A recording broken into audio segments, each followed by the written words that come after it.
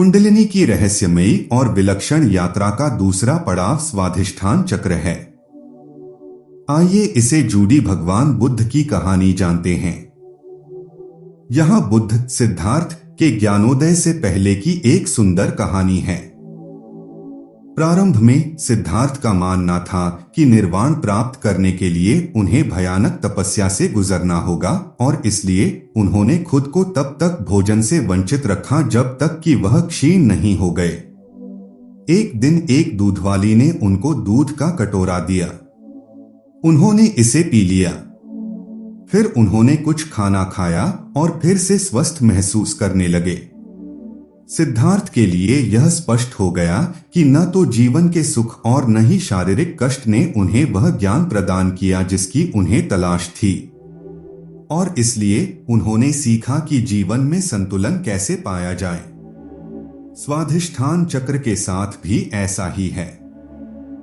यह सब संतुलन को खोजने के बारे में है। आनंद हमारे मन और शरीर के लिए अच्छा है। यह हमें पूर्णता महसूस करने, शक्ति, प्रेम, रचनात्मकता की नींव रखने में भी सक्षम बनाता है, जो स्वाधिष्ठान चक्र के सभी पहलू हैं। आपको उस आनंद को अपने भीतर खोजना होगा। प्रवाह के साथ चलने और स्थिरता खोए बिना परिवर्तन को अपनाने के लिए हमें सीमाएं और लचीलापन विकसित करने की आवश्यकता है। आत्मजागरूकता से हम बाहरी स्थितियों और लोगों को नियंत्रित करने का प्रयास करना बंद कर देते हैं। स्वाधिष्ठान चक्र की साधना यथार्थ में विवेक और वैराग्य की साधना है, और यह वैराग्य आंतरिक होना चाहिए।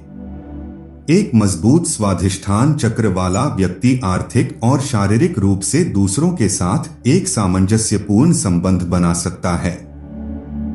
एक संतुलित स्वाधिष्ठान चक्र में जोखिम लेने की क्षमता होती है और चीजों के गलत होने पर उससे उबरने के लिए लचीलापन होता है।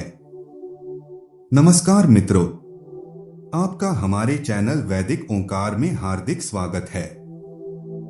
ऐसी ज्ञानवर्धक प्रस्तुति के लिए हमारे चैनल को लाइक, शेयर और सब्सक्राइब करें।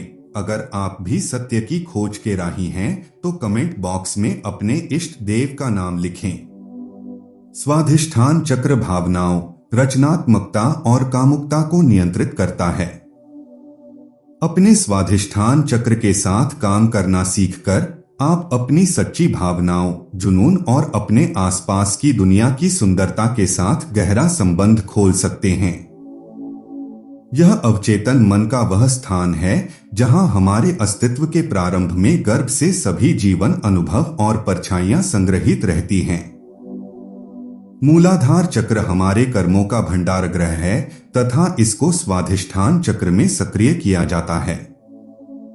स्वाधिष्ठान चक्र क्या है? संस्कृत भाषा में स्वा का अर्थ है अपना और अधिष्ठान का तात्पर्य है रहने का स्थान। इस तरह स्वाधिष्ठान का शाब्दिक अर्थ है अपने रहने का स्थान।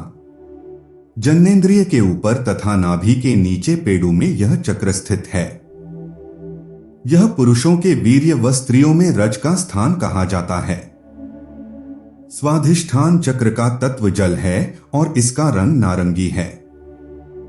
इस बात को हम सभी जानते हैं कि मनुष्य के शरीर का 3/4 भाग जल है। मन मनुष्य की भावनाओं के वेग को प्रभावित करता है। यह भी छुपे हुए खतरे का प्रतीक है। जल कोमल और लचीला है, किंतु यह जब नियंत्रण से बाहर हो जाता है तो भयंकर शक्तिशाली भी है। स्वाधिष्ठान चक्र के साथ यही विचित्रता है। शरीर में कोई भी विकार जल तत्व के ठीक न होने से उभरता है और ऐसे में इस चक्र के जागृत होने से जल तत्व का संपूर्ण ज्ञान भी मिलता है और इससे आपके समस्त प्रकार के शारीरिक समस्याओं का नाश होता है।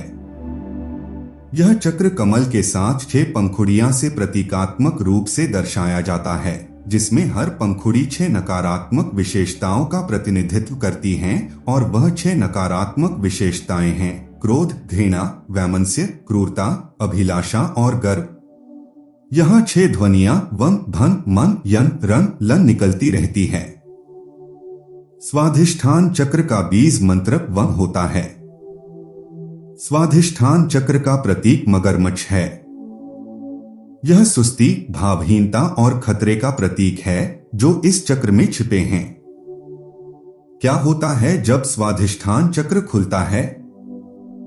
दूसरा चक्र हमें अपनी इच्छाओं को आकार देने में सक्षम बनाता है। जुनून के केंद्र के रूप में यह सृजन की शक्ति को जागृत करता है। जब दूसरा चक्र असंतुलित होता है तो यह भावनात्मक गड़बड़ी, रचनात्मकता में कमी और यौन विचारों के प्रति जुनून का कारण बनता है। खुले और संतुलित स्वाधिष्ठान चक्र वाले व्यक्ति में जोखिम लेने और सकारात्मकता और करुणा का पूर्ण अनुभव करने की क्षमता होती है। क्या होता है जब स्वाधिष्ठान चक्र अवरुद्ध हो जाता है? जब स्वाधिष्ठान चक्र अवरुद्ध या असंतुलित हो जाता है तो यह आपको भावनात्मक रूप से अस्थिर महसूस करा सकता है। आप या तो बहुत अधिक संवेदनशील होंगे या आप अपनी भावनाओं के संपर्क में बिल्कुल भी नहीं होंगे। आप में रचनात्मकता और अनुशासन की कमी हो सकती है। कैसे पहचानें कि आपका स्वाधिष्ठान चक्र अवरुद्ध है? आनंद का डर, रचनात्मकता का अभाव, थकान, इच्छा का अभाव, कम कामेच्छा। स्वाधिष्ठान चक्र को कैसे अनब्लॉक करें? पानी के पास जाओ, तैरने जाएं, स्नान करें या समुद्र तट, झील या नदी के पास टहलें। अपने आप को नारंगी रंग से घेरें। नारंगी खाद्य पदार्थ खाने, नारंगी फूल खरीदने या नारंगी रंग पहनने का प्रयास करें। पेंटिंग, नृत्य या संगीत, वाद्ययंत्र बजाने जैसी रचनात्मक और अभिव्यंजक गतिविधियां आजमाएं। पेल्विक और कूल्हे खोलने वाले आसन पर ध्यान देने वाले योग आसन करें।